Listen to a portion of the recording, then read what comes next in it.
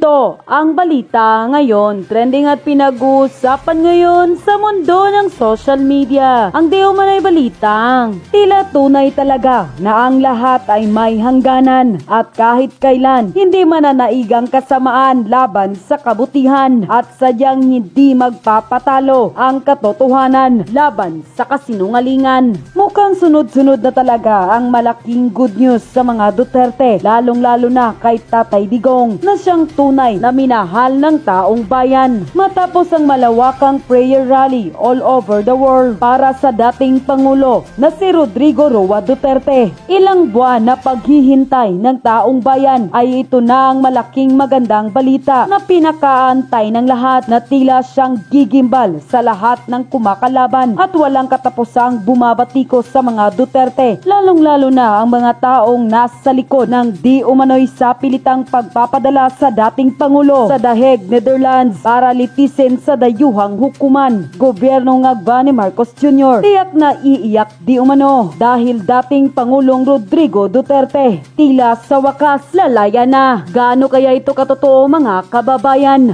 Ating alamin. Pero bago ang lahat, kung bago ka pa lamang sa aming channel, please huwag kalimutang mag-like, subscribe at i-click ang notification bell para mas maging updated ka pa lalo sa lahat pa ng bagong video na i-upload namin. At eto na nga mga kababayan, matapos ang naging malawakang prayer rally all over the world para sa dating Pangulong Rodrigo Duterte, tila nagbunga na di umano ang paghihintay ng taong bayan, lalong-lalo na ang taga-suporta ng dating Pangulo. Narito ang malaking magandang balita sa dating Pangulong Rodrigo Duterte at buong pagpapaliwanag ng isang magaling at solid na DDS supporter na si Coach Oli na siyang tila sumampal ng katotohanan sa lahat ng kumakalaban at tila bumabatikos sa mga Duterte, lalong-lalo na ang gobyernong Agba at sa lahat ng loyalistang hanggang ngayon ay bulag pa rin sa katotohanan. Panuuri ng full. Kumpirmado, PRRD, lalaya na. Naku, may nadinig ako. May nadinig ako patungkol dito. Aimee, napaamin si Bongbong ang nagpakidnap kay PRRD. Okay, eto paglaya ni PRRD pag-usapan natin at yung ating mga naririnig. Sino tong ano? Di ba ito si Congressman Chua? Congressman Chua, ikaw ba yan? Para, kulang na ba ang ayuda at sumasideline ka? Naging anchor si si Kong Chua. O sige, diretso tayo. Gusto ng lumaya. Hiniling na ng kampo ni FPRRD sa ICC ang interim release ng dating Pangulo. At may bansa na raw sa Europa na willing kumupkup sa kanya. Oy, joke lang baka mapikon to, naka-Amerikana necktie pa naman. No? Mas pogi naman ito kay Chua. Okay, sige. Diretso. Si Sara naman, may misyon daw para kay Senador Aimee Marcos. Ang detalye sa agenda report ni Joash Malimban. 3 buwan na ang lumipas mula nang ilipad si former President Rodrigo Duterte sa The Hague, Netherlands. 3 buwan na rin ang sigaw ng kanyang pamilya at mga taga-suporta. Ang kapatid ni PBBM na si Senador Aimee Marcos damay na rin sa misyong ibinibigay sa kanya ni VP Sara. Sinasabi ko sa kanya, hindi ako ang magbabalik kay dating Pangulong Duterte sa Pilipinas. Dahil ang kapatid mo ang nagpadala sa kanya sa Hague, ikaw ang magbabalik sa kanya sa Pilipinas. Ang galing din ni VP Sara dito. Ang sabi niya, ikaw ang magbabalik kay Tatay Digong sa Pilipinas. Dahil yung kapatid mo ang nagpadala sa dahig. Sa madaling salita, yung kapatid niya, according sa mga lawyers ni Tatay Digong, ay kidnap. So, kung susundan natin yung sinasabi ni VP Sara, yung kapatid mo na si BBM ang nagpakidnap kay Tatay Digong. Kasi extra rendition ang tawag nila dyan. Okay? Legal terms. Pero sa ating mga hindi naman abogado, ang pagkakaintindi natin dyan, kidnap. Ganun lang kasimple yun eh. So, gamitin natin yung word na kidnap dahil yan naman ang ginamit ng abogado niya.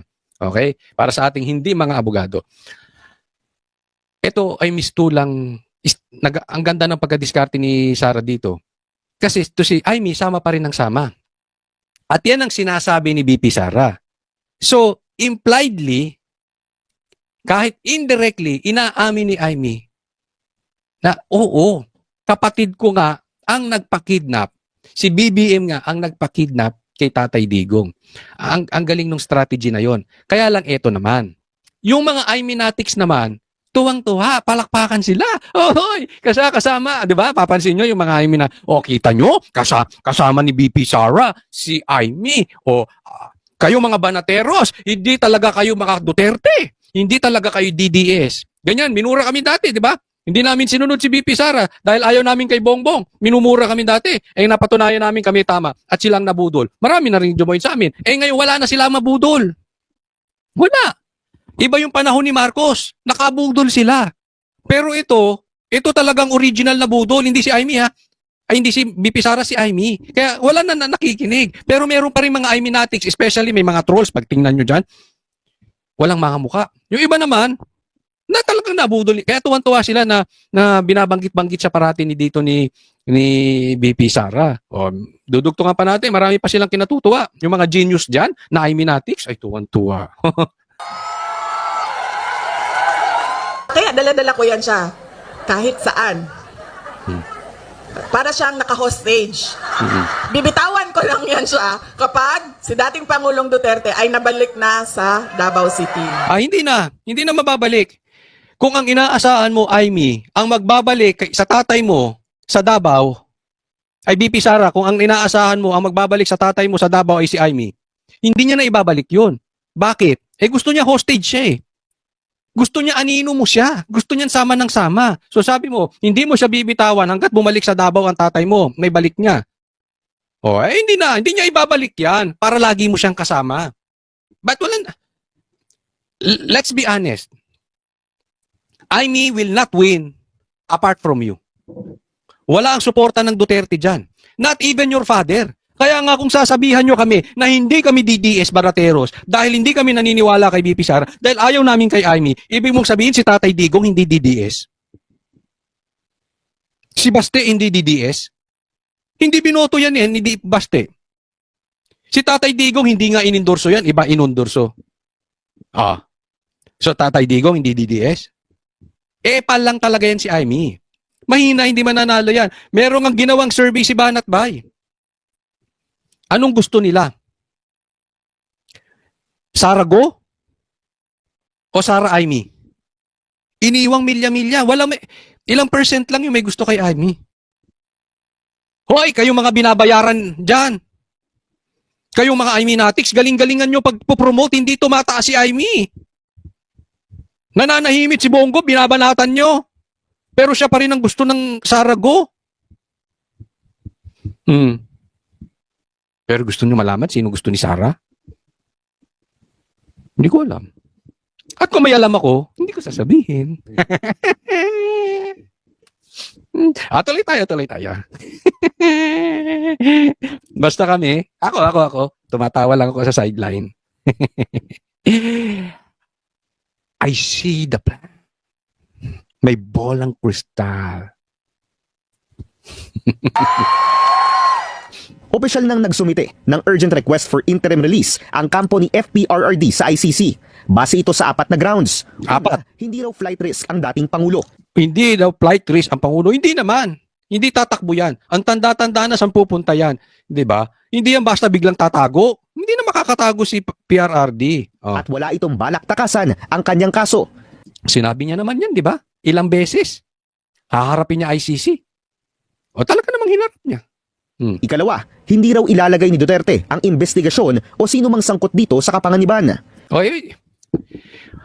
Alam mo, okay lang yung iba. Hindi niya mailalagay sa panganib. Nasa ibang bansa na nga si PRRD. Ikatlo, titigil na umano si Duterte sa paggawa ng krimen. Kahit daw sinabi niya sa isang Quadcom hearing noong 2024 na dodoblehin niya ang kanyang drug war kills kung muling mahalal bilang alkalde ng Davao City. Yan ang pag-uusapan natin. Inamin daw, according to Claire, ni PRRD na may ginawa siyang krimen kasi titigil na ang krimen. Hindi po ang sinabi dyan, ang nilabas na Philippine Star dyan, ay ito babasahin ko ha. The defense claimed that Duterte will not continue to commit crimes should his request for interim release is granted, saying he will be residing well outside the geographic scope of the alleged crimes, referring to the Philippines. Ulitin ko, of the alleged crimes. Okay? Ibig sabihin, yung ibinibintang na krimen. Hindi uulitin. Ibig sabihin, for the sake of discussion, yan, for the sake of etong aming hinihiling, walang krimeng mangyayari. Ganun po ibig sabihin nun, Claire. Ang huli, humanitarian grounds, lalo na't 80 years old na si FPRRD. Oo nga, yung iba nga 80 years old, pinapakawalan na eh. Pero kung si ICC accredited lawyer Joel Butuyan ang tatanungin, mahina ang grounds ng kampo ni Duterte. Bakit? Very beginning, talagang hindi niya nire-recognize yung jurisdiction ng ICC. In fact, he even withdrew the Philippines from the ICC and he even threatened ICC officials if they went to the Philippines. So talagang sa bunganga niya mismo, makikita mo na magiging flight risk siya dahil talagang he does not recognize the entity of the ICC. Ayan, naiintindihan ko sinasabi nito, okay? Hindi raw flight risk si PRRD kasi hindi nire-recognize yung jurisdiction ng ICC. Totoo naman. Sino bang nagre-recognize? Kayo, mga 10. Kayo ni BBM, si Remulla, yung gustong bumagsak ang Duterte. Yun lang naman ang si Trillanes ang nagre-recognize ng jurisdiction ng ICC. Walang karapatan ng ICC sa Pilipinas. Wala po. Maraming naniniwala wala silang jurisdiction sa Pilipinas. Pero ito nga ang pinagkaiba. Kahit hindi nire-recognize ni Tatay Digong, kasi dadalhin si Tatay Digong doon kung saan membro yung bansa ng ICC. At sila po ang nag-uusap ngayon, yung bansa at ang ICC. Papangalagaan namin to si Tatay Digong. So hindi ilalagay ni Tatay Digong kasi sa alanganin yung bansang tatanggap sa kanya. Ibig sabihin may third party involved. Hindi naman si Tatay Digong parang si BBM na traidor. Posible hindi niya i-recognize ang ICC. Pero dahil tumulong tong isang bansa na ito, hindi naman siya tatakas. Dahil mapapahiya yung bansa. Sa mga gentleman, sa mga true leaders, importante yung samahan. They will die for that. Hindi po tratraidorin yan. Maniwala kayo. Alam nyo sa katunayan, medyo delay pa nga ito. May i-admit ako sa inyo. Etong lilipatan niyang bansa, etong gagawin ngayon, matagal na po naming alam. Hindi lang kami nagsasalita because ayaw naming malagay sa alanganin yung source namin. But honest to goodness, alam na namin. After the election, alam na namin ito. Bakit? Kasi, basta. So, matagal na itong inayos at inaayos sa bansang yun. At nung nilabas nila, it means ayos na. Ako naniniwala, kumpirmado na ito. Ngayon, ayoko munang pangunahan. Okay? Kasi, baka sabihin, chismis vloggers vlogger ako, no? Ayaw natin ng ganun. Ayaw ng tatay namin, no? Huwag kayong maging chismis vlogger, ha? Dapat lagi kayong, sa komentaryo, argumento, sa facts kayo. Kaya hindi ako magpapalaki ng channel dahil sa chismis. Ayoko ng ganun. Ang sinasabi ko lang, alam namin to. Kasi sinabihan kami 6. Basta 6 ang kasama ko, sinabihan. 6 kami lahat, sinabihan.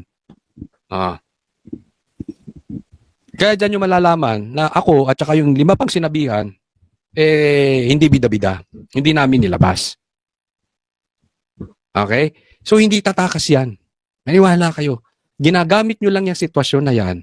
It's because gusto nyong pahirapan yung tao and ayaw ninyo magkaroon siya ng political clout na lumakas ulit.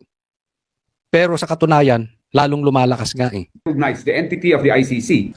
Sa dokumentong isinumite ng legal counsel ni Duterte na si Nicholas Kaufman, sinabi niya na mayroon na silang kausap na bansa na willing tanggapin si Duterte. Hinala ni Attorney Butuyan, isa ito sa mga karatig bansa ng the Netherlands at best guess niya ay Belgium. Kung pagbabasehan natin ang mga nakaraan na mga kaso, ang isang country na tumanggap ng isang akusado sa ICC na bigyan ng interim release ay ang bansang Belgium, no? Practically ito dahil ang Belgium ay karatig lang, adjacent lang sa Netherlands, sa The Hague. Para sa mga kaalyado ng dating Pangulo, magandang hakbang ang request for interim release, lalo na't naniniwala sila na iligal ang pag-aresto kay Duterte.